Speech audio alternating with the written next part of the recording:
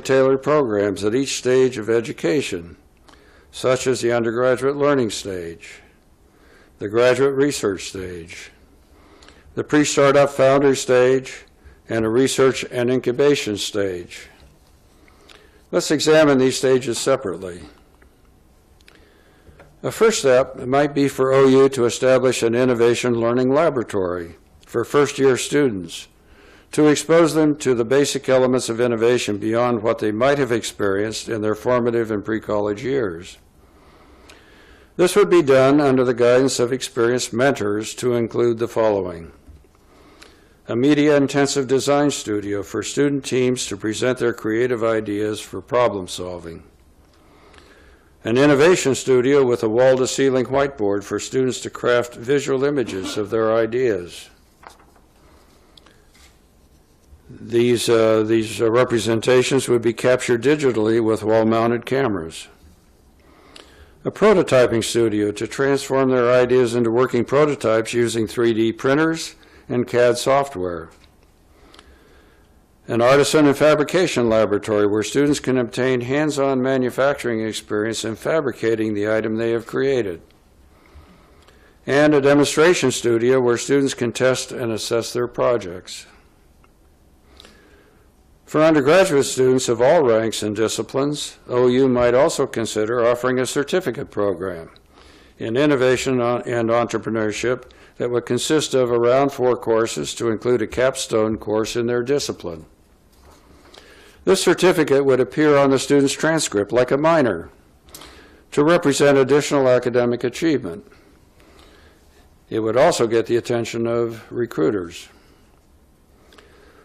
OU might also consider establishing industry-sponsored year-long, part-time, on-campus internships, and these would add continuity to conventional summer internships, which can change from year to year. They would be multi-year projects guided by company mentors, and the receiving company would provide a stipend to the interns to defray part of their cost of education.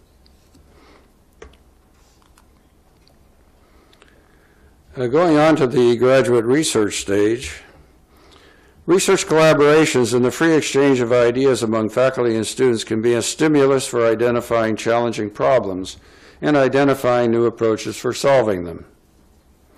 Therefore, OU could build interdisciplinary laboratories and establish centers of excellence that attract faculty and students from across the campus. These special laboratories would facilitate interdisciplinary and translational research in emerging technologies. They would also provide an added stimulus for conceiving of new businesses. The conduct of open data sharing across collaborative networks could lead to innovations in revolutionary smart products, services, standards, and protocols. This mode of collaboration would be an ideal field of inquiry for social and behavioral scientists working interactively with computer scientists and economists. At the pre-startup stage, especially for eager undergraduate and graduate student teams interested in starting a new business, OU might offer a business plan competition to address the 5 firsts, namely defining the first market, the first customer, the first prototype, the first team, and first funding to achieve business launch and beyond. Seasoned technology and business experts would judge these plans. The monetary prizes given to the winners might be used as seed funding to incubate their winning business plans. OU might establish an entrepreneurial leadership academy to engage interested faculty in a variety of training projects, such as creating and developing a sustainable financial plan for a startup company, developing graduate courses in entrepreneurship, evaluating small business innovation research grant proposals, or their equivalent here in Hong Kong, developing specific business plans and other such projects. Again, expert mentors from the business world would critique these projects. Seasoned faculty entrepreneurs, that is, faculty who have had the experience of starting a new company, might be engaged as deliberate innovation faculty fellows, or as I call them, DIFFs, D-I-F-F-S. These fellows would guide faculty and students in the commercialization of their innovation. They would accomplish this by critiquing research directions and approaches to enhance market readiness, assessing the value proposition for the technology involved, proposing risk reduction strategies to make innovations more investor ready, helping in defining market niches for first entry, and monitoring team efforts to improve the ultimate probability of commercial success. Expert alumni mentors in the business world could also be called upon to participate in these mentoring activities. In addition to these steps, OU could establish a foundry that would provide an essential link for transitioning an embryonic business startup from the university campus to a nearby research park.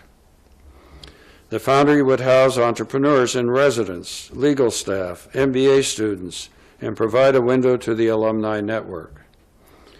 An Office of Technology Commercialization associated with the foundry would provide key support services such as business services, for market assessments and needs and assessments of needs and opportunities, business planning, and accounting and finance.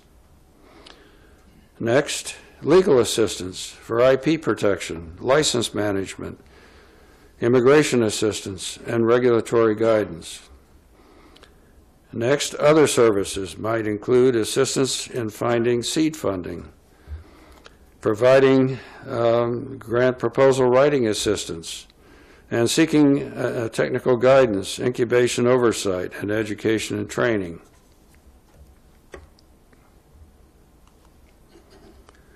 And finally, we come to the research park stage. The research park connected with the Onera-Mansi University would not only be a key part of the university's I&E ecosystem, but like the university, would interconnect with the territorial or national I&E ecosystem. The Research Park's Office of Technology Commercialization would provide assistance in achieving commercial viability. This might include organizing early-stage seed funding and bridge funding to sustain the enterprise until venture funding becomes available.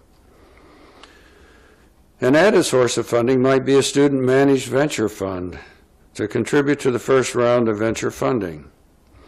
MBA students in the university might conduct due diligence for funding approval as part of their training. So, in wrapping this up, I would ask, can such a long series of dreams for a university I&E ecosystem be fulfilled?